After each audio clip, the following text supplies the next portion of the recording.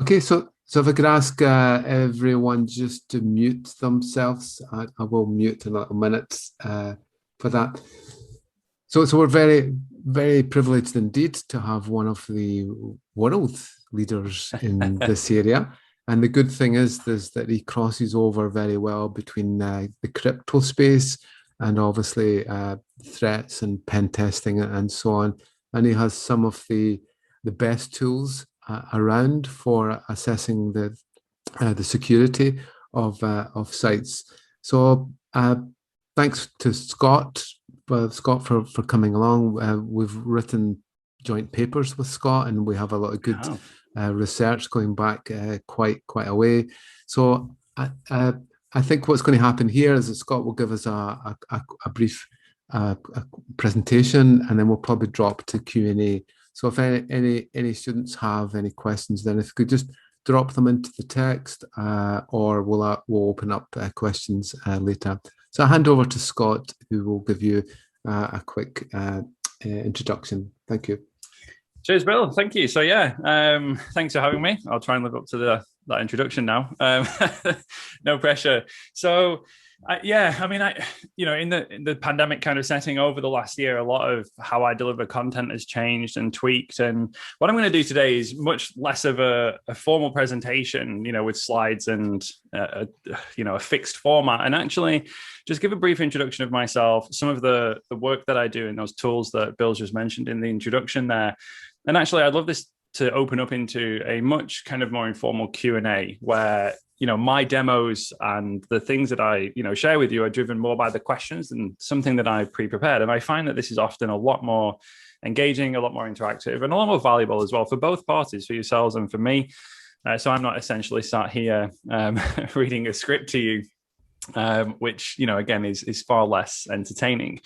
So I would just do the first brief introduction thing myself. So my background, I actually, if I go back far enough, I did software engineering. Moved into quality assurance, so software QA, and it was in my role at a company who actually made security-focused software. So the company used to be called Avecto, since acquired though, and they made desktop privilege management software. And I was one of their automated QA leads.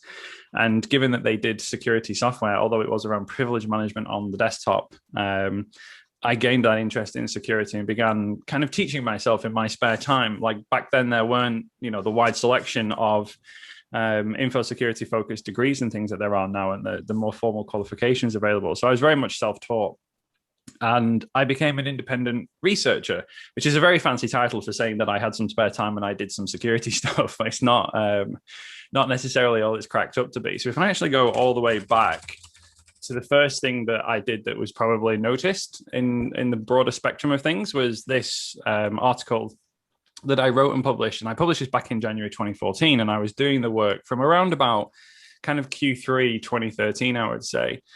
I signed up for a new internet package at home, and they shipped me the router in the box. And it's like, yes, the engineer will be out to install your new connection in a week or something. And I was a little bit bored on a Friday night. Had a beer, and I was like, I'll get it out of the box and I'll poke around with it, take a look. So this was very much looking at it from the application security standpoint. Obviously, most devices in your home like this, routers and a few other kind of smart devices now have some kind of web interface for the purposes of configuration. And I was like, hey, I wonder what I can do with this. And it was, approximately an hour and a half later, I was on to only my second bottle of beer, and I'd found a really critical issue with how the application running on it did authentication, and essentially I could take remote control of it.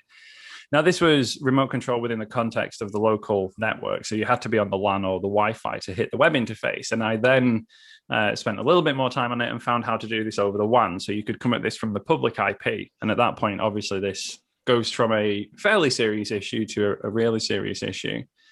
Now, the thing that made this a big story was not necessarily actually what I found. It was the company's handling of this.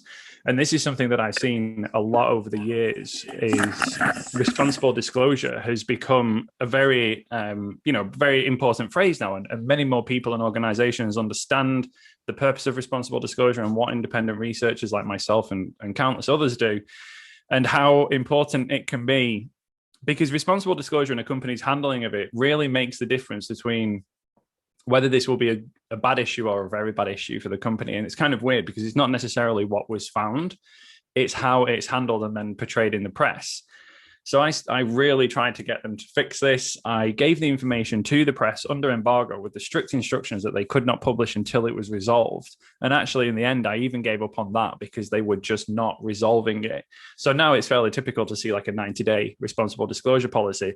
This was in the region of months more than that. So in the end, we just gave up and it was published. And obviously the spin in the story then was these routers are still vulnerable, right? Like this is not a, oh, this thing happened and was patched, in which case the press are generally less interested.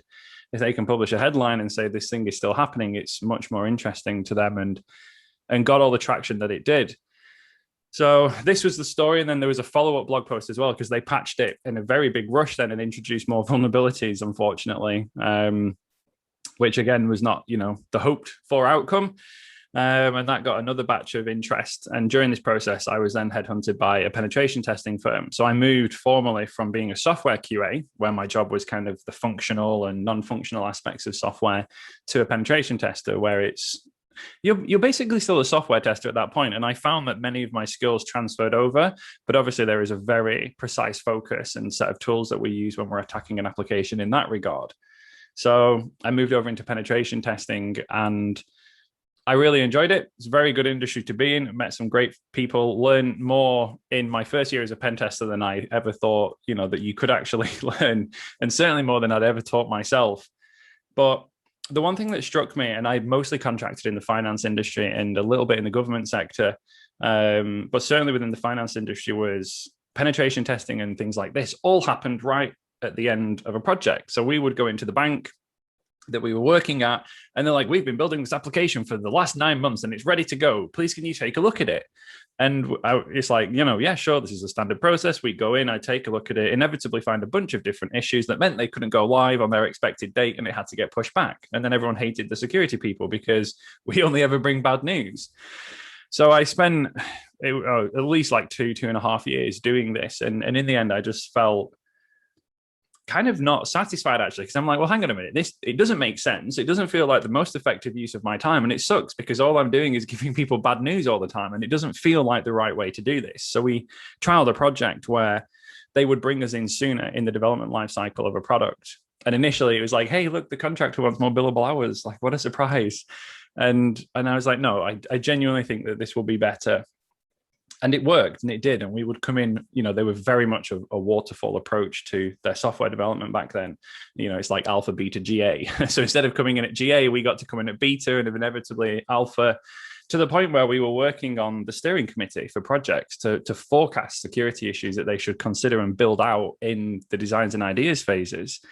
And this worked and was so much better because alongside us, there was other external companies that provided penetration testing, and they could literally see the lower amount of issues being found in projects where we were involved sooner. Now, I kind of looked at that in the end and thought, well, the further left we go in the development lifecycle, the better it is, the lower the cost, the lower the risk and the issues found. And it eventually led to me starting up doing training, which is probably one of the largest uses of my time now and what I do. And I only do 2 training courses. One of them is in collaboration with another security researcher called Troy Hunt. He has his Hack Yourself First course, which is a 2-day kind of like introductory / intermediate level course on application security. So all about essentially we try and go through the OWASP top 10 and look at the most consistent and frequent threats that applications face online. And the other course that I do is in collaboration with a guy called Ivan Ristich, who wrote the book Bulletproof SSL and TLS. And we've just renamed this, actually. It used to be called the best TLS training in the world, because all those years ago when we started it and we were small, it was like a little bit tongue in cheek and naming stuff is hard. But now it's called Practical TLS and PKI. And this is, it's kind of like an intermediate / mid-level course is this one, but it's about the practical implementation and like the practical application of crypto rather than focusing too much necessarily on the primitives themselves. This is more about how do we implement them. And the course has like a web slant, but that's just because most people are familiar with configuring this on web applications. But the goal is actually to look at TLS and PKI and talk about those.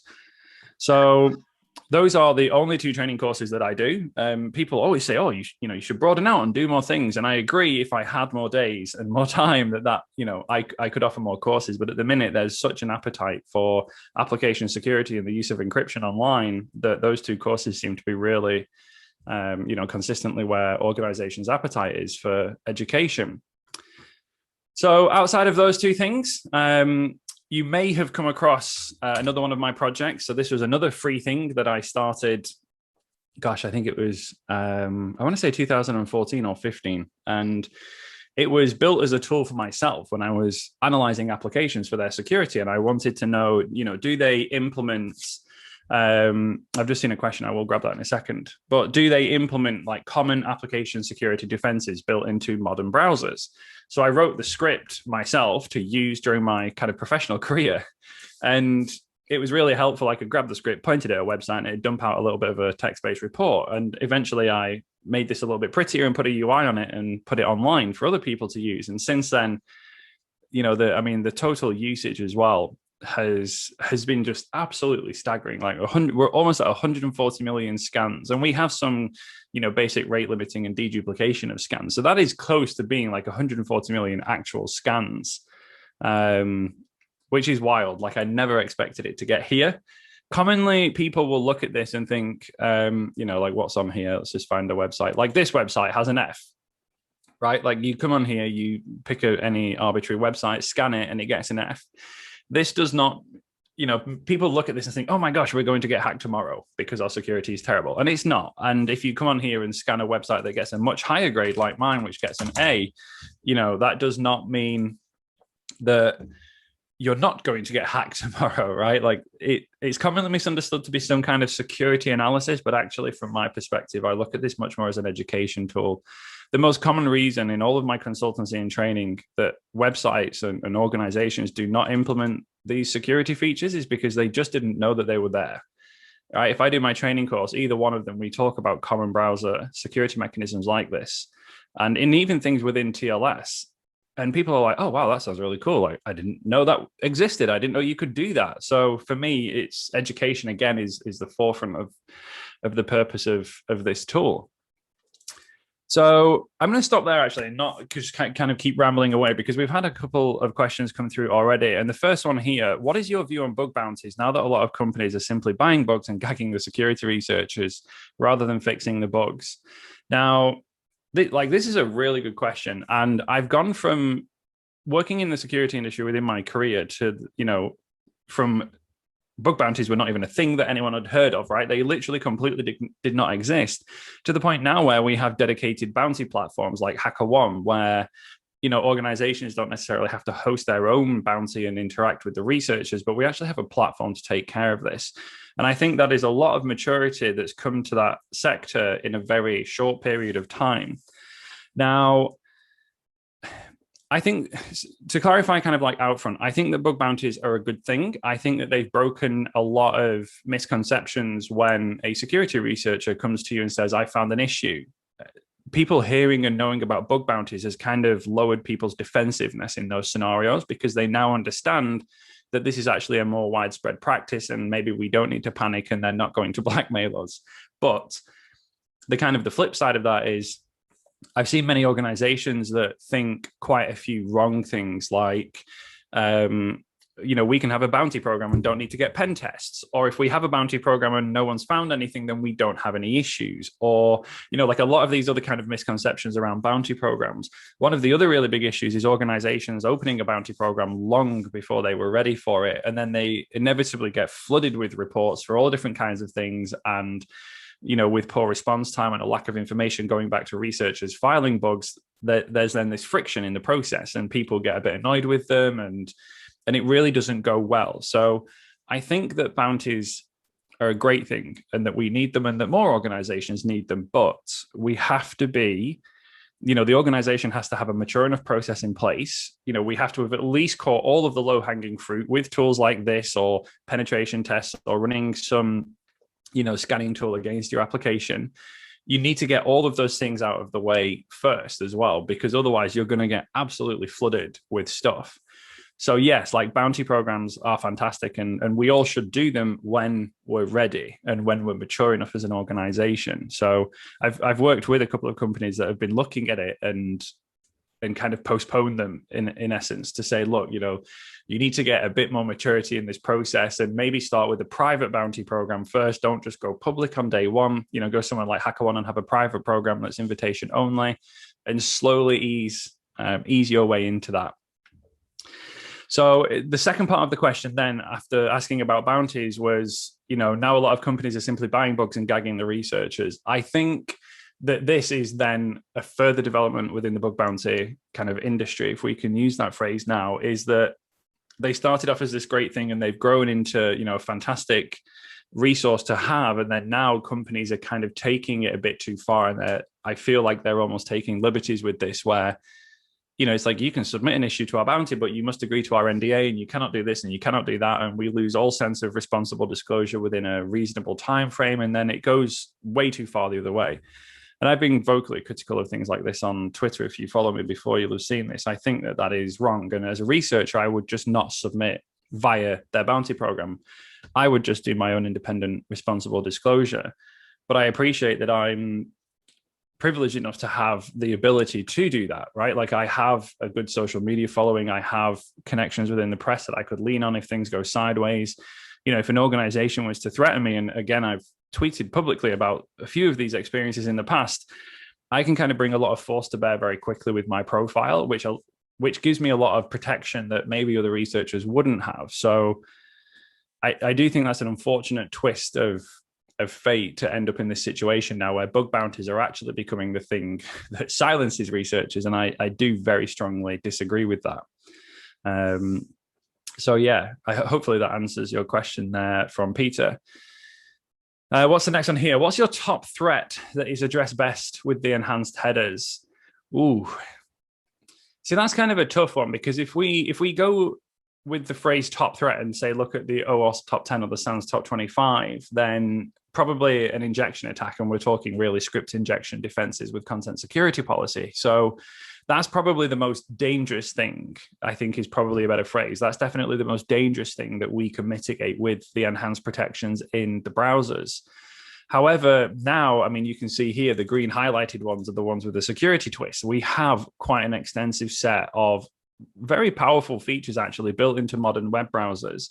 And a lot of these features are not just kind of focused around mitigating attacks, but bringing awareness and alerting of attacks or detection of attacks, because a lot of the time, any attack like this requires a fix on the application server, and having the detection and mitigation in the client is great. Like, yes, we have some hostile script in the page and the client is neutralizing it.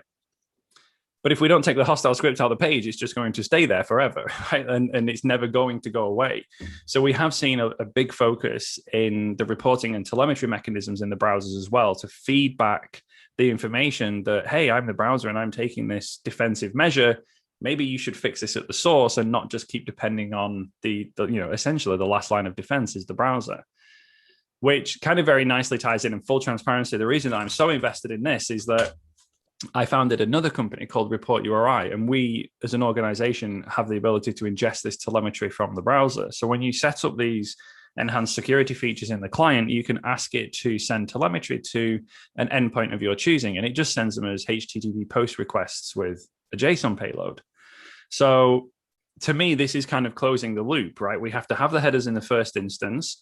Once properly configured and deployed, they will neutralize all possible threats on the client, but then we need that feedback mechanism to come back around where it's actually going to be fixed on the source, on the origin application. So that to me is the full value proposition of these headers. And I think a lot of people look at this as, deploy them and configure them and we're done. And it's like, well, you need to kind of loop that back. Otherwise, as I said, that hostile JavaScript will just stay in your application until someone notices it, which isn't the best way of dealing with that. So yeah, like I think script injection and protection like that. But for me, the monitoring and telemetry, there's so much stuff around certificate transparency as well now. You can see most of the products listed on here are the different types of headers and telemetry that we support.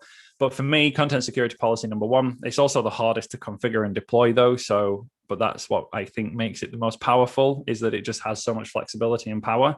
It takes more time to deal with. So yeah, hopefully that answers that one from Bill. Got another one here from Lloyd. Let's have a look. Do you think upstream services such as Cloudflare should put more effort or give the option into pushing these for sites, or should it be the responsibility of the origin? So that's another really good question. So full transparency, I have a lot of interactions with Cloudflare, and they support and sponsor some of the projects that I have as well. But I've chosen and just become closer to them because of the work that they do in areas like this. So my answer could apply to any, basically any, like more traditionally what we would call a CDN provider. Now I think they're much better viewed as like a, cloud security vendor or something like an edge security vendor, because they are reverse proxying your application, and they have the ability to do things like this without necessarily having to depend on the origin to do something. Now, one of the things that we do see, if we look at sites behind Cloudflare, is they are starting to progressively inject different ones of these headers because they have the ability to do so. Now, up until this point, they've been focused more on things like network error logging. So this header here, NEL, this will look for things like if the browser connects to your application. And a great example of this is if a browser tries to connect to my site and does the DNS resolution and it fails, it's never getting to my site. And as a result, you would never get telemetry about that client, no matter what application side monitoring you had. If the client can't resolve DNS, you're toast. So network error logging allows the client to report out of band to the reporting endpoint and say, hey, I tried to resolve your DNS and I'm currently in France or wherever, and it broke. And then if you had many clients reporting that, you can still get telemetry on clients that previously you wouldn't have seen. So for organizations like Cloudflare and other CDN providers, there are these kind of easy wins like network error logging, where they're directly related to their area of responsibility as the CDN provider. When we start to get into headers like content security policy, things become much more difficult because content security policy is very application specific. And one of the difficulties that we've had, so at Report URI, I think which account am I logged into? So I'm logged into my main production account. So this is my main production account on Report URI. And if we take a look at the reports that are coming in, I have reasonably robust content security policies in place. And the difficulty that we have, so if I look at my sources, like these are the allowed sources of content in one of the applications that I'm currently setting up. A CDN provider or somebody without context of how the application works can never make one crucial decision. And that is, should this piece of JavaScript be here or not? And this is the one thing that's stopping us from doing this, because we're looking at how can we automatically build a content security policy for an application? How can we make it click this button and get this awesome security protection? And the difficulty is we don't have that context of the application. And this is the one question that we need to ask the application owner is, we've detected this script, should that script be there or not? And until we find out a way of being able to answer that question without their input, this is the one part where we monitor your application. We look at all of your reports and say, look, this is the sum total of JavaScript that we found. You need to tick this box or not based on whether it should be there or not. So this is the last thing that I would love to see if we could crack. And this is the one thing that if we crack it, we could build a CSP for you without your input. But up until now, this is the final step in our process. And it's the first step where we need human intervention from the application owner to say, yes, that's supposed to be there, or no, this is not supposed to be there. So yeah, I do think upstream services are getting better at this. I am observing them doing this more, but there are still limitations to how far we can go at present. So let me see, next question here from Peter. So responsible disclosure, great idea in theory, but what about those who release a vuln that may have a critical effect on individuals just because a company doesn't meet the 90 days to patch? And there is a built-in incentive to go public for reputation reasons. So yeah, I agree with every point here. And this is why I don't necessarily have like a fixed schedule myself. I'm very glad that, and it was Google Project Zero that came up with the 90-day deadline originally. And they were quite hard with that. They just came in and were like, it's 90 days. You file the bug on Project Zero, and then it goes from private to public on day 90. Like, this was a bit controversial, and I can fully understand where that controversy comes from. However, when somebody as large as Project Zero does that, it gave a lot of protection, a lot of shielding to other people in the industry, where people like myself, working as an independent, I'm working with an organization like EE, the example I gave at the beginning, and they're pressuring me to wait longer and longer and longer and wait some more and then wait this long. And it was nice to have the ability to say, look, there is this expectation that there is a fixed period of time within which we should have this patch and we should be able to talk about it. Now, I don't think that we can just come up with this arbitrary number of 90 days. What I do, and what I've done always in the past, is I look at the organization. How big are they? How fast can they move? How complex is the issue to fix? Are they having to re-architect half of their service, or is this, we just need to deploy, 2 lines of code? So I think there's too many factors to say that there is a correct timeline. The biggest factor for me is like, what is the impact to the end user? Now, the reason that I have gone public in the past, prior to things being fixed, like you mentioned, there is like a reputation reason there.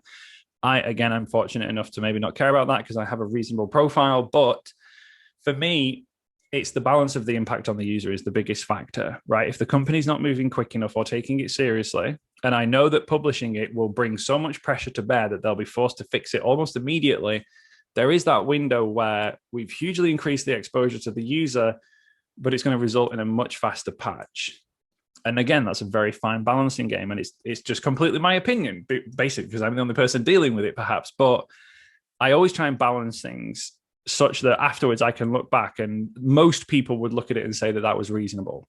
Now, I think I've hit that balance. And, my view is that I've hit that balance. I always try to. And people may disagree. Some people think that it should never be disclosed if it's not patched. And I don't particularly agree with that stance. I think that there is always a time at which the balance tips from the favor of keeping it private to the favor of going public, even if it's not patched.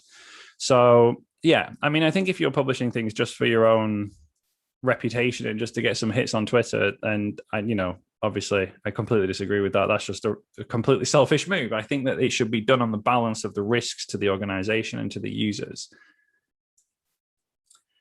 So if my answers don't answer any of these questions, always feel free to follow up as well. So responsible disclosure from Peter, we've done that one. Next one, DOH versus DOT. So this is a very hot topic, isn't it? This caused a lot of controversy that I didn't see coming. Privacy of the individual versus ability to secure a network by admins and the global aggregation by just a few DNS providers of everyone's search history. So again, some really good points in there, and I'll split this in half, tackle the first bit. Privacy of the individual versus the ability to secure a network.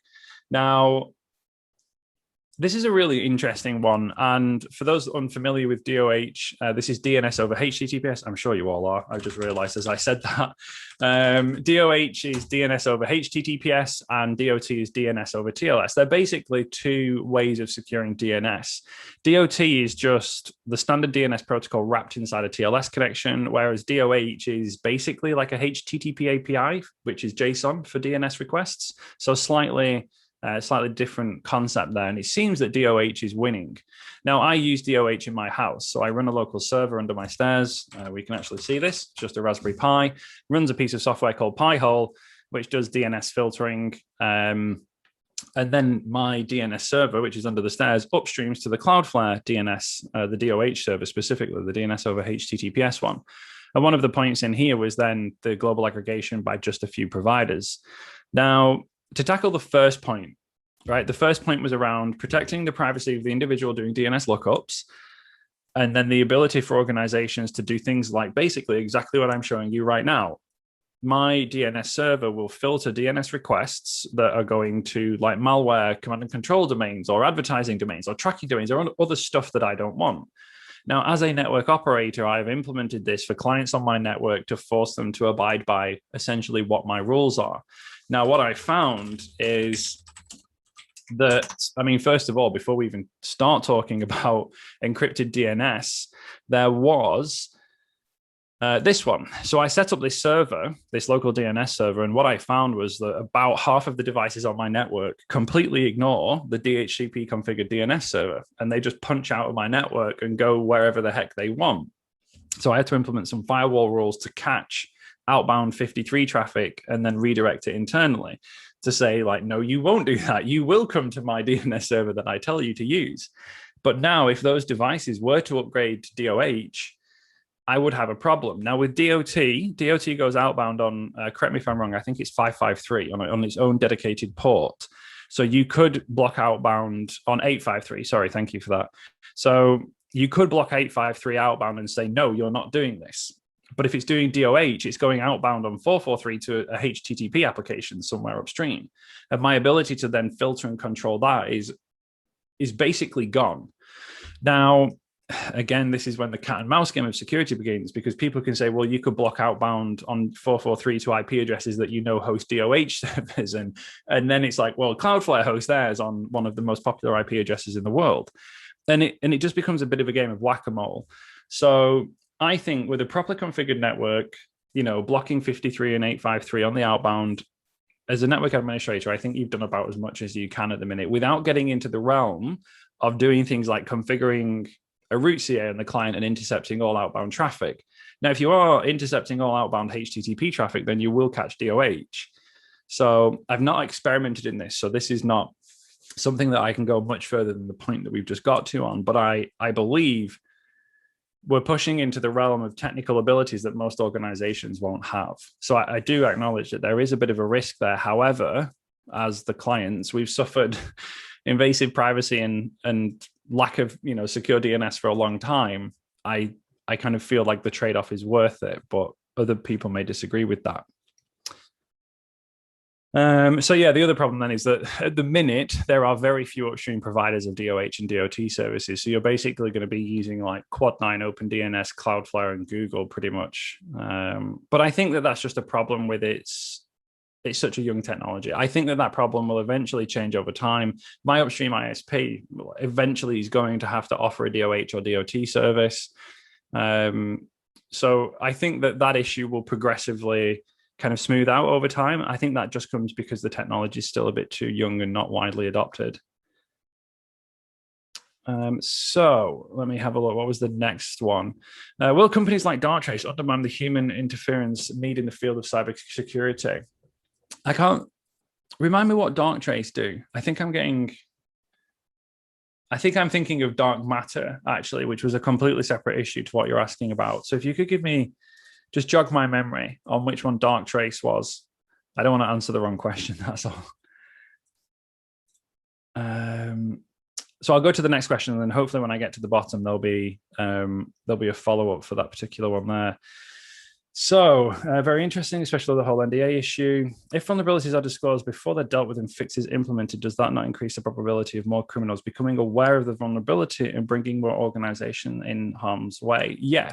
And you're absolutely correct with this. So for me, again, this would come down to, as the researcher, you would know if that would be the case or not. So for me, in terms of finding an issue in EE's router, it was obviously only going to affect their router. This would most likely not translate into other network hardware or vendors. So, but if I looked at that and thought there was a way actually that way more harm could come from me disclosing it publicly, then I simply wouldn't have.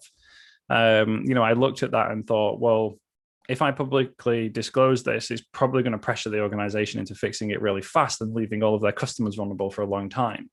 So I think it comes down to the researcher to look at this and think, like on the balance of probabilities, is it going to be better if I disclose this or worse? And you should only disclose if the answer is better. What are the main problems that you find in companies related to managing digital certificates or with things like code API signing? How can companies address these problems in the future? Honestly, one of the biggest problems that I come across at the minute is that most of them, and like caveat this with all of my experiences around TLS and PKI, I have less on the code signing side of things. It's that they're new to it, and they're new to it at the scale that they're currently doing it. In the last few years, we've seen this explosion and this transition on the web to go from HTTP everywhere to HTTPS everywhere, basically. And one of the biggest problems is that I consistently come across is that organizations are still doing this in a very manual fashion, where they may have just had one certificate for their main corporate domain, and that process was scalable when they only had to do it on that small scale. Now they're like, hey, we need to encrypt all of the things and have certificates for all of the things. And they're taking their original processes and trying to scale them. And they're very human-based processes, and they don't scale. I think we need better tooling and better support. I'm very grateful for Let's Encrypt coming along, because they really kickstarted the process of creating the desire for there to be automated tooling in this space. But we've only been doing this for like 4 and a bit years. Like, I still think that we're very, very young in this regard in terms of complete industry-wide coverage. There's loads of solutions out there. If you have a big enterprise contract with a large CA and they do manage PKI for you, that's a very different kettle of fish, though. This is a good one. You think the web should be fully encrypted and our current internet is broken? So I'll answer that part of the question first. Like, yes, I think it should be fully encrypted. And this is one of the lengthy discussions that we have in my course, in the TLS course. The way that I always try and answer this is like, if we were to rebuild the internet and the web now, would it be not encrypted? Like, would we have the idea of you could make a choice? And one of the reasons that I kind of provide with that is right at the beginning of the course, we talk about what needs encryption and, does this thing need encryption or does this thing need encryption?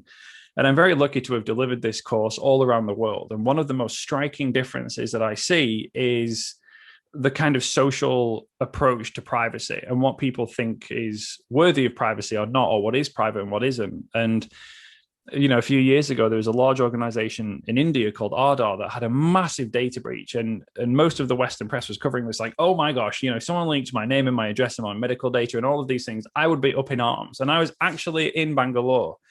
And I'm like, oh my gosh, like I'm reading the news back home and this is terrible. And everyone is up in arms about this. And it didn't even make the press there. And everyone was like, so there's this massive difference in terms of what people consider is private or not, or how bothered they are about privacy.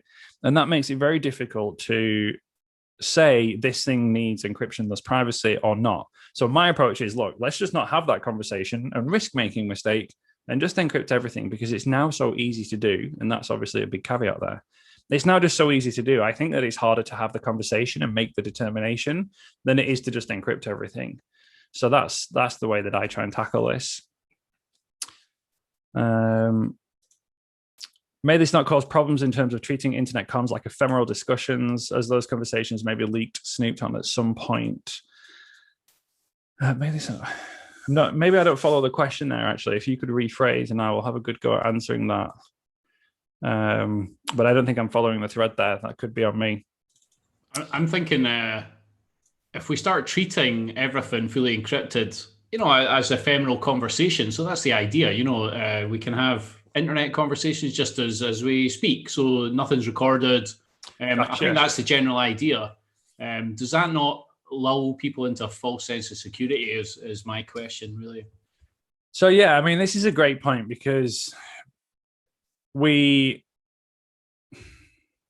I kind of liken maybe a good or bad comparison when I get to the end of this would be, I see a lot of VPN companies advertising at the minute where like encryption is some silver bullet that will save you from all harm. And it's like, no, not quite. We're not, there is a very widespread misunderstanding of, like non-technical people, not ourselves, that work or are educated in this industry. And that we have to remember that is the majority of people in the world. We're the exception here. That, we must remember that most people don't really understand essentially what Rich is getting at there, which is like, yeah, okay, I send my iMessage now and it's encrypted, AES 128 or whatever, but that doesn't mean that it's going to be safe forever. There is a hard cap on some point in the future to which encryption can protect us. And we've learned this lesson a lot in the past. And, especially with like the big example that I bring up in the course of this was with Heartbleed and the lack of forward secrecy on the RSA key exchange, right? Everyone's like, oh, well, my traffic's encrypted, we're good. And then it's like, oh no, the NSA recorded it and they got the private key like 6 years later and now you're screwed. So yeah, like I do completely agree and think that is a factor. What I have no idea how we would do is convey that to a non-technical person, because we struggle with far more basic things than this now. I think we're doing well. And again, another one of the points in my course is this fundamental transformation of people's expectation of privacy from technology now. Like I constantly get the Apple adverts on Twitter and stuff, and it's just constantly about the privacy and the security of iPhone, right? And just a few years ago, everyone was like, how many megapixels are in the camera? And it's just a fundamental change now. So it's good that we're on that trajectory, but we have to remember that we've only just departed and we still have a really long journey ahead of us. Do you not think that young people take it for granted that their conversations are private? I think that's the impression I get now, that people are growing up thinking that, yeah, they can use the internet just like ephemeral conversation. Or maybe I'm wrong with that. Maybe they're more educated than I think. I think that from my experience, and again, I kind of grew up in a slightly different age. Depends what age brackets we're talking about, I guess. But I feel that too many people still don't consider it. And if they do, they're perhaps considering it under the misconception that they have a lot more security than they do. So I still feel like we have a really long way to go. Or they're thinking, oh, my conversation is private, no one will ever read it. And as you say, that's not necessarily going to be the case for forever or for a period of time or for however long. So that's going to be a tough one to explain to people, that yes, we are massively hammering and driving home this, end-to-end encryption / privacy thing, but it's not a silver bullet solution, right? If someone takes your phone off you and sticks your thumb on the fingerprint reader, they're still going to get all of your messages. So yeah, I think that we have a long way to go on the education of this. But one thing that we've learned in this industry over the last 10 years now is we're trying to unwind everyone's dependence on the padlock in the address bar, because it turned out no one really understood what that actually meant. And this isn't a criticism of users, right? Like, I have no criticisms of users. We've completely sucked as a tech industry at properly informing people what any of this stuff actually means. And that's because it's hard to do, but we must get better at that. We have to get better around the messaging and around the understanding of what these technologies actually provide. Yeah, I don't want to hog the questions, but I actually put a question in there just about the padlock. Yeah, I mean, this, like, I think a large amount of the dependency on the padlock in the UI came from our naivety as an industry back then, right? When literally, I can remember when there was only like 4 websites in a browser that would ever give you a padlock, and it was like Twitter and Amazon and Facebook and Google. And we built that dependency on the padlock when encryption was horrifically expensive. Certificates were horrifically expensive. The performance, the primitives that we were using back then was awful. And no one could cast their mind into the future and think this will be on every device and every website in the world, even if it just hosts cat pictures. And now we have gone through that transition, and undoing that education, uneducating people about something and taking it away from them is even harder than giving it to them in the first instance. So like, we still have a long way to go there. But as if we can see in modern browser UIs now, the green is gone, the word secure is gone. Very, very soon, the padlock is gone, and Chrome is flipping this model on its head. And instead of having positive UI indicators, which can be misinterpreted, we're now going to have negative UI indicators, which you can't really misinterpret that in a way that harms you, right? Like, if there's a warning that says this thing is not secure, that's not going to result in you giving more credit card data to this company or something. Whereas the word secure, despite the fact that it was a connection security indicator, was always misunderstood to be that this host is somehow trustworthy and won't steal my credit card. So yeah, like we're finally getting to a point where I feel like we've made good progress in starting to undo that problem that we created for ourselves. So let's have a look here. Can you talk about some of the controversial industry debates regarding the TLS 1.3 protocol around large companies' CDNs versus personal privacy? So this was from Peter here. Are you asking basically about ETLS or about something different before I answer the wrong question? Because when TLS 1.3 was being standardized, and shortly after it was standardized, there was a proposal from, I think it was like an American financial kind of body or something like this. ETS it was, sorry. So I love the fact that they called this enterprise TLS, and it was like worse in every way. And I'm like, well, that pretty much summarizes enterprise security. Like, take the thing that we have, put the word enterprise on the beginning, and make it worse. I was like, well, at least they're sticking with the trend, right? Now, basically, this, and again, having done a lot of extensive time contracting in the finance sector, I can see where this creates the hardship within the organization, because previously all they would have to do is record all of their traffic at the edge, make sure they were using something like the RSA key exchange, and they could just do the decryption at some point in the future if they needed to. So basically all they had to do at the edge was just record, which is a relatively simple task when compared to now, if we're using, TLS 1.3 mandates forward secrecy, or any forward secret capable handshake within TLS 1.2, they now have to actively decrypt and record at the edge. And that is in an organization the scale of some of the banks that I work at, that is a fundamental change. That is going from some basic sets of hardware to some seriously mega sets of hardware doing active traffic interception. So I can see why they were so opposed to that, because that it sounds like such a simple thing, right? Just, we're changing a bunch of cipher suites and now these ones all have, ECDHE, and it's like, right, but to meet their legal obligations and their regulatory requirements to track inbound and outbound traffic, it does actually fundamentally change things for them. But my answer to that is suck it up. This is the way that the world is going. The one thing that I didn't understand about ETS, as it was called, was why not just stay on 1.2?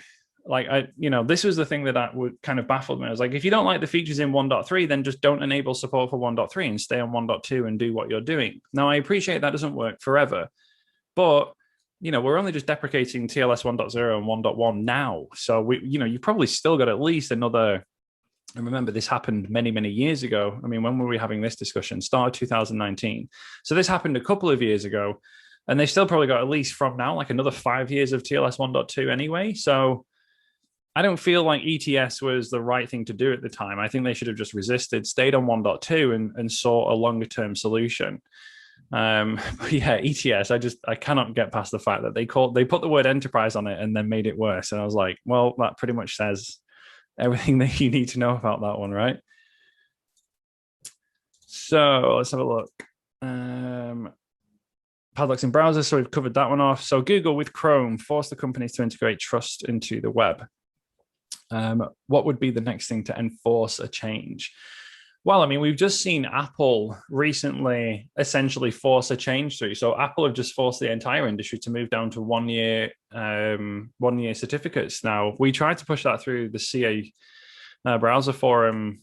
Was it 3 times? I think we had 3 separate ballots to try and go down to 1 year certificates. And in the end, Apple said, look, this is so important to us and our clients that we're just going to require 1 year certificates. And that essentially, that was Apple doing a Google, which is using their might within the industry to push through a change that they thought was for the better, but most people resisted. And it's one of the really controversial points of the CA ecosystem and the current setup with the CAB forum is that we have a bunch of organizations like CAs with the exclusion of Let's Encrypt are driven by profit. And, again, that's not a criticism. That's how companies work. But we saw a lot of lobbying with the 1 year certificate change where very large financial institutions particularly were lobbying their CA to say, look, hey, we're your biggest customer and you should go to the CAB forum and tell them that this idea of 1 year certificates is a really bad one and it sucks and we don't want it. And this is why the ballots in the forum kept failing, is because these large enterprise like CA providers were just saying, look, none of our customers want this, so we can't vote in support of it. And Apple just came in and was like, wallop, there we go. We're just going to change the rules. So I think it's good. Google, there's a lot of people anti-Google for some very good reasons in the wider industry, but specifically within kind of the TLS and PKI space, I've not yet come up to a situation where I find myself disagreeing with them and the thing that they're forcing through. And as long as they're forcing through something that is better for the industry, I will continue to be supportive of those efforts. Same with Apple. And, Google essentially forced through the requirement for certificate transparency as well. That was basically, as much as it was intended to be an open thing, like this was basically a Google project, right? Is at least my view. So I think that it's good that we have organizations interested enough in security to use their kind of privileged position within the ecosystem to push forwards rather than where we would be without them.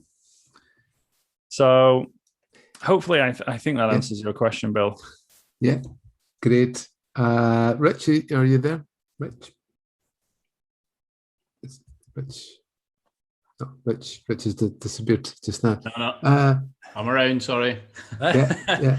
Quick, going back to the desk and put the camera on. Double mutage. Yeah. So we've had quite a bit of debate in the class about backdoors and crypto, and it's something that really can't address because obviously there are evil people doing bad things, and as you say, you would want a completely encrypted infrastructure, so that could be Tor. And some agencies are looking at the ghost in the machine. But is there a worry that companies like Facebook and Google obviously own lots of platforms and could start to aggregate data across these things? and will automatically put backdoors without actually breaking the crypto involved. Yeah, so I mean, there's a couple of interesting points. I've seen a lot of controversial questions being asked around why is Google pushing so heavily for encryption? And they're like, well, why does Google want everyone to encrypt the web? Is, what's their, basically looking for their hidden motive beyond actually just having more secure comms?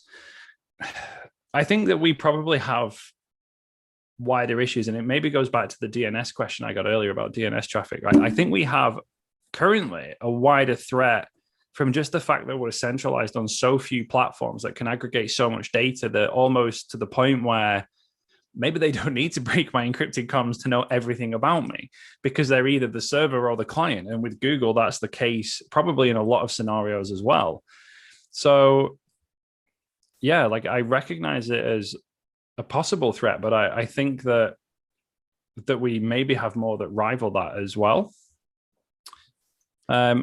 Oh yeah, we'll open up to questions on audio. Yeah, if anybody wants to unmute and follow up on this as well. One of the things that surprised me, I haven't had this question, and it also does come up a lot, perhaps on a similar thread there, is, do I believe that we should have backdoored crypto with the ability for the government to, like with a warrant or something, go into an encrypted conversation? And, would I be supportive of such a thing? And do I think, and then the inevitably loaded question that comes after that, especially from the press, is like, do you think that pedophiles should be able to have secure comms? It's like such a bad question. But, the answer is, if someone came forward with a way to do that, like technically sound way of having properly encrypted comms, but with some, legal measure where a judge could give a court order and decrypt just that one conversation, and that's kind of the other kicker there, then I wouldn't be opposed to that if there was a proper legal judicial process in place in order to do that, much like it would be to like read my mail or something now and intercept that. But for me, I've not even seen anyone come close to a mechanism like that wouldn't put much more than just a single encrypted conversation at risk. And that to me is the issue. Having like a universal decrypt key is, I'm pretty sure here everyone probably agrees with me, a terrible idea. It's far too much risk. Our government is frequently not prepared for snow in winter, but thinks that they can look after a global decrypt key for all WhatsApp messages. It's just like, those two things do not go together for me. So yeah, I would, and am very, very much at odds with people's views that they should be able to do that. Yeah, that's great. Yeah, so we're open for anyone who wants to unmute just now. If there's any additional questions, I think you've answered most of the questions asked. I hope this has been good, rather than me just rattling off a slide deck. I hope this has been a bit more interactive and a bit more interesting. Peter? Hi, Scott. Sorry, I've asked a bunch of questions there, and you've answered them very fully. But I just wanted to come back on the there's a couple of points actually on the DNS one, because that's something like all of us, I guess, we're running your own DNS servers and playing about with a home and everything, and you get to see the network point of view, and then when you're trying to secure your children's access to the internet, you get to see what potential hackers are doing as well. Yeah. And so, in my case, I decided to go with a DOT using 853 from the router out to the house, and then provide, monitorable DNS to internal clients, a bit like an organization might, I guess. And there's that point of view that if one of them decides to configure DOH, or set Chrome or whatever it is, or Firefox now to just do its own thing with Cloudflare, that could suddenly go dark to me, unless there's obviously DOH block lists. Yeah. So so I would then have to start blocking those, and like you said, it's a bit of a whack-a-mole game. But that was my sort of balance on it from a point of view. I think you can provide secure, protected DNS to your children from a central place, and then monitor what's going on that, or if you're a business, obviously that sort of type thing, and then protect it that way. I think the other thing about the aggregation of everyone's data, and you said that's going to get better when your ISP starts offering a DOH. That seems to be defeating the point of trying to avoid your ISP knowing what do you know what I mean? So there's two goals there, and I think just to clarify that final point, and then I'll pick up on something else that you said. But I think whether or not your ISP providing DOH fixes the problem or not depends on what problem you're trying to solve. like we have to remember kind of like the primary focus of things like DOH and DOT are to keep other parties than me and my chosen DNS server from knowing. So if your chosen DNS server is your ISP, then they become part of the expected conversation. So DOH is keeping other people out. But if I choose to upstream to Cloudflare, then my ISP is the one that becomes out. So, I mean, it depends on what you're trying to solve as to whether or not your ISP having DOH would actually be better or worse. But I think, to kind of go back to the earlier points that you were making as well, what we have to bear in mind here is whether or not we control the device on the network, because the thing that we must always remember is that from the perspective of the client, they cannot differentiate between a network administrator and a network attacker. So we always must remember that from the perspective of the client, that determination is very difficult to make. Now, the way that I do that within my house is exercise my control over the devices on the network to do things like configure them via DHCP, or I have a management profile on my son's iPad, so I have a 7-year-old son, so I'm very familiar with all of the issues that you're talking about. But I've put a management profile on his device, something that he cannot change and bypass my DNS filtering, but I've exercised my control as a legitimate administrator of that device to say, hey, look, I am trustworthy. I'm not an attacker. I am an administrator. So if you have devices on your network that you can't exercise that kind of control over, then we have to kind of question, is that actually your device at that point or not? So, I mean, I run enterprise-grade networking hardware in my house, and I have a separate VLAN for devices that I actually can't control. So this lamp behind me has a HTTP API to control colors and things. It sits on a separate VLAN because I can't exercise that kind of control over it. So it doesn't get to do things like interact with my desktop or other devices. So, the question is, do you actually control the client? And is it your client or is it someone else's client on your network? And I think that's, for me, the point on which I differentiate. Yeah, sure. Yeah, I do the same thing. So it's that VLAN out, untrusted stuff and everything. And the children administration gets a lot more interesting when they get to be about 16 and they really want their own individuality and control. I'm not there yet. Yeah, no, I'm just addressing that now. So I'm not looking forward to that. Thanks ever so much, Scott, for my answering the question. No worries at all. Thank you. That's great. Thanks very much. So we really appreciate you taking time out your busy schedule. So I think if as much as people could unmute themselves and just give Scott a little round of applause, then that would be great. No, that's fine. Thank you to all of you for the great questions as well. It's nice to have a very interactive and fulfilling remote session, because sometimes they're quite soulless. So thank you all as well for interacting so much. Yeah, thank you. Well, yeah, we're all living in a different world. And Rich, do you have any final comments there? No, I was going to ask about the Mars rover. I know you're into your space stuff and that. That's quite an interesting thing. I watched a program on it last week, and the guy running it's a sort of 50s guy with a big quiff and kind of wears Western shirt. I thought it was some sort of spoof. It was absolutely amazing. I didn't realize the rover was ginormous, and they've never tested any of the things that they've done with it. The landing sequence has only ever been tested in little parts. It's never been done before. It's and the rover's running curl as well. Did you see that Daniel Steinberger posted a tweet, and it was like number of planets that run curl 2, like Earth and Mars. I was like, that was pretty cool. That must be really cool. I've been quite amazed by it. I think it's been overtaken by other things in the news recently, but yeah. It's a shame, isn't it? It has drowned out some quite spectacular technological things, I think. Yeah, but even just the recording sound on a different planet, and I mean, this is what the wind on Mars sounds like. That was pretty cool. Yeah, it's amazing. Well, thanks so much for your time. I mean, really appreciate it. That's been fantastic. Thank you very much for having me. I appreciate the opportunity to, share some stories and talk tech with a bunch of tech interested people. That's always a nice Friday afternoon. We'll do it in the pub next time.